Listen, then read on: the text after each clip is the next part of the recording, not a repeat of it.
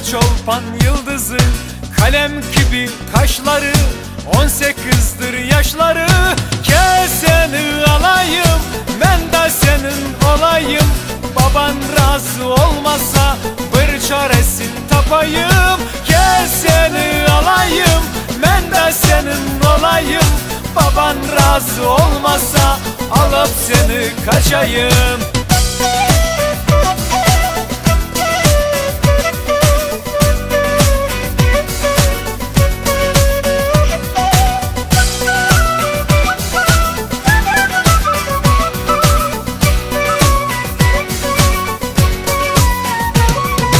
Bahçede kırım kızı, yanakları kırmızı.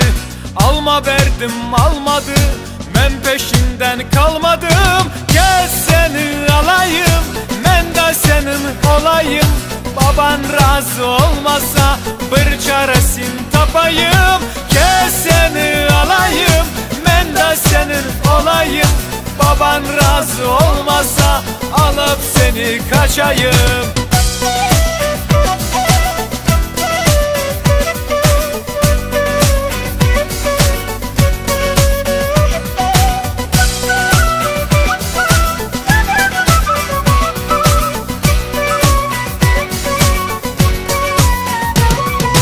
Bahçede gül melevşe, kaşları koşe koşe.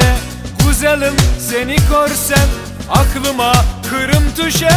Gel seni alayım, ben de senin olayım. Baban razı olmasa bir çaresin tapayım. Gel seni alayım, ben de senin olayım. Baban razı olmasa alıp seni kaçayım.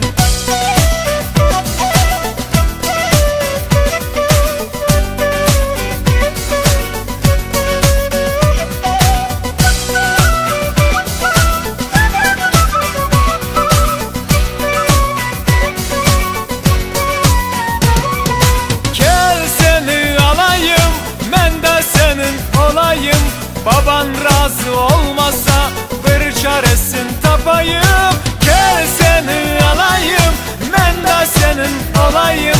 Baban razı olmasa alıp seni kaçayım.